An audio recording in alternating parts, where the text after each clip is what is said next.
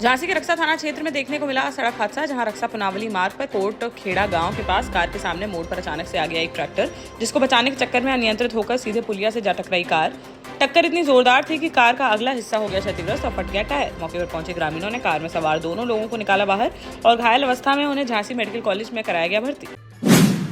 झांसी में रेलवे के 69,78,000 रुपए लेकर भागे आरोपी अंशुल साहू को मुठभेड़ के दौरान पुलिस ने पैर में गोली मारकर कर दिया गिरफ्तार। साथ ही साजिश में शामिल मामा जीवन साहू भी आ गया गिरफ्त में, जिनके पास से पूरी रकम, कार, तमंचा और कारतूस किए गए बरामद।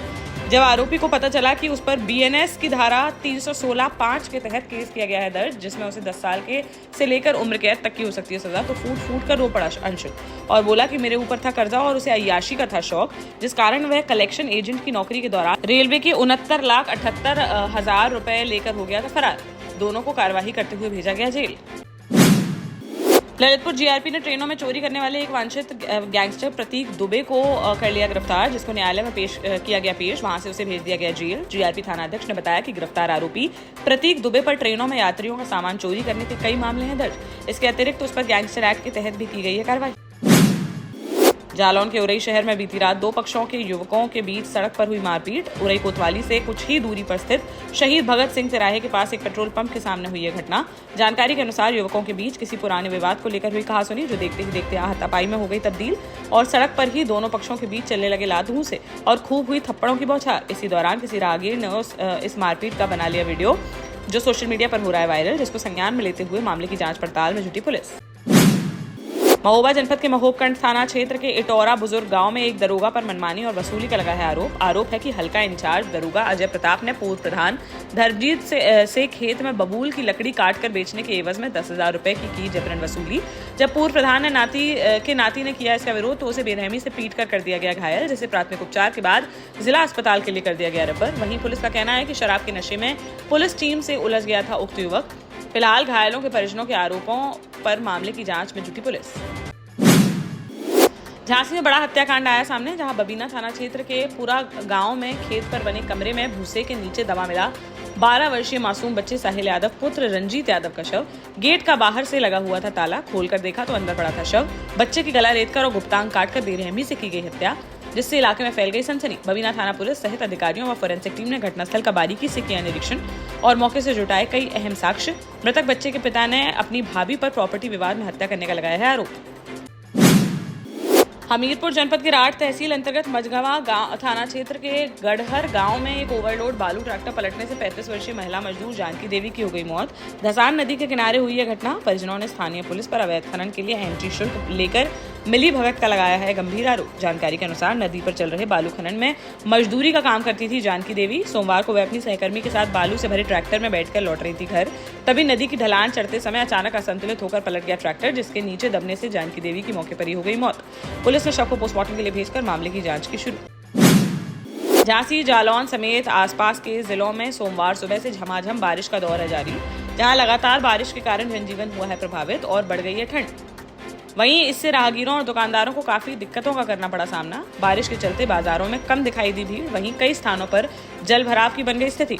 इधर ग्रामीण क्षेत्रों में भी बारिश का देखा गया असर, जहां खेतों में पानी भर जाने से किसानों की बढ़ गई चिंता।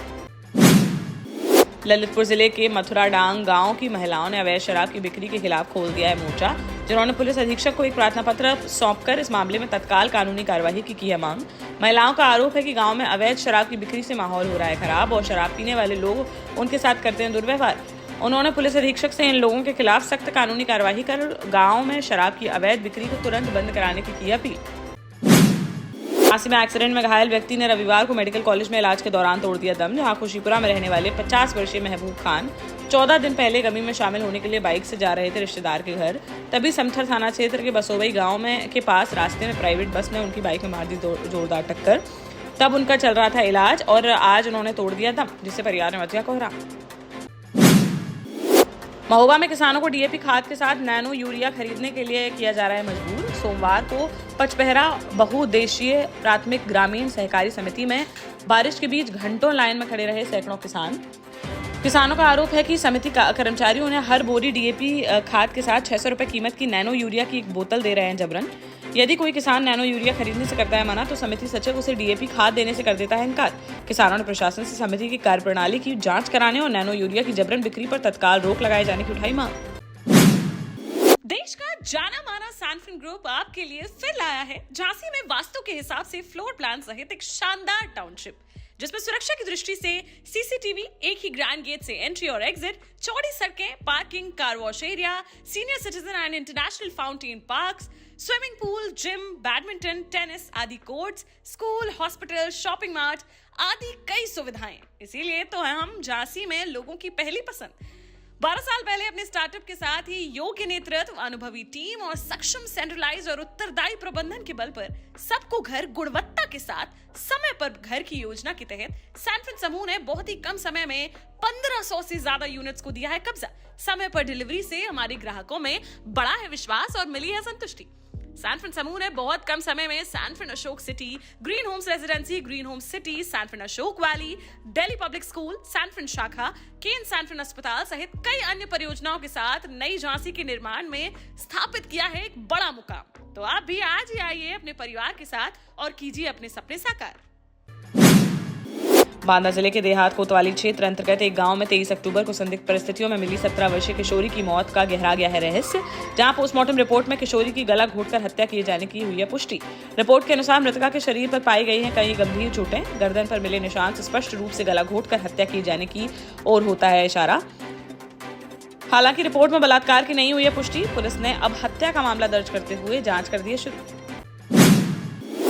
टीकमगढ़ जिले के बलदेवगढ़ की ग्राम पंचायत लोहर्रा में एक युवक के अंतिम संस्कार के दौरान ग्रामीणों को भारी परेशानी का करना पड़ा सामना, जहां गांव में मुक्तिधाम न होने के कारण बारिश के बीच खुले आसमान के नीचे प्लास्टिक की पन्नी लगाकर युवक का करना पड़ा अंतिम संस्कार। गांव में पिछले 75 साल से नहीं बनी है शमशान भूमि। बीते रोज एक बुजुर्ग का भी इसी तरह पन्नी डालकर करना पड़ा था अंतिम संस्कार।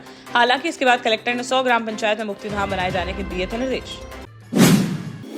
दमोह जिले के हट्टा कचना नाका इलाके में एक घर पर पथराव और मारपीट के मामले में पुलिस ने 4 आरोपियों को कर लिया गिरफ्तार, जहां पुलिस ने आरोपियों का निकाला जुलूस, जिन्हें न्यायालय में किया गया पेश, जहां से उन्हें भेज दिया गया जेल।